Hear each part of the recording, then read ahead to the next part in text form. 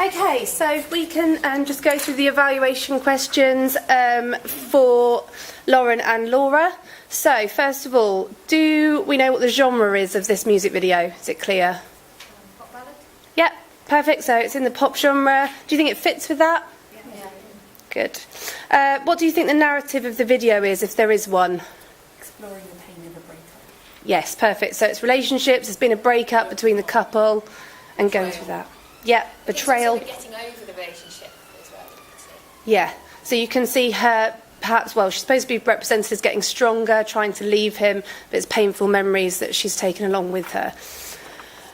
Who would be the target audience for this video, and would it appeal to them? Teenage girls. Definitely teenage girls. I think it would definitely appeal to them because there's, they're quite into boys as teenagers, and I think everything's quite dramatic when you're breaking up with a teenager. Yeah, good. So definitely would appeal to the audience. What do you think is the most successful part of the video, or your favourite bit? I like the use of sort of whites, so from the candle at the beginning to the t-shirt to the backdrops to the dress. I think that flowed through well. Good. I'm glad you said that, because it was supposed to show her purity versus his sort of evil, nasty, betraying character.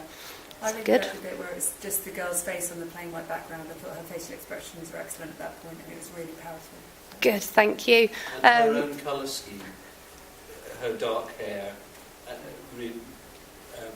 reinforced the black and white and the good and evil or whatever, but her complexion is the same. Good. I think it was quite brave to keep it so simple, so minimalistic. That it must be a temptation to want to show a lot of different angles and different shots and all the rest of it, but that wasn't attractive in this case. I thought Yeah. it was a brave decision. Yeah, definitely. I mean, they didn't want to take away from that facial expression that they caught so well, and making sure the emotion was really clear. So we did break it up a bit, though. The girls chose to have the glass jar smashing and then it building back up, that sort of concept, and having the dances as well was quite typical of that video, because the original one has dancers in it, so they took that as a typical convention as well. Anything that could have been improved? The sinking. At what part of the video? Well, if you compare the sinking of the previous one to that one, it wasn't so good in this one. Yeah. It got better, I think, as the video went on, but it started off. I think perhaps in the first few scenes. I think the second half, where they're transitional fades, those were definitely on point, but maybe at the beginning, for an improvement, they needed to sync those bits, sure. I think the dancers, it was poor that they were so badly timing, so I know you said it was a convention, but actually you sort of thought it would be better off not having it. Yeah. And the last, it's when the singing ramps up, I think the singing needs to ramp up.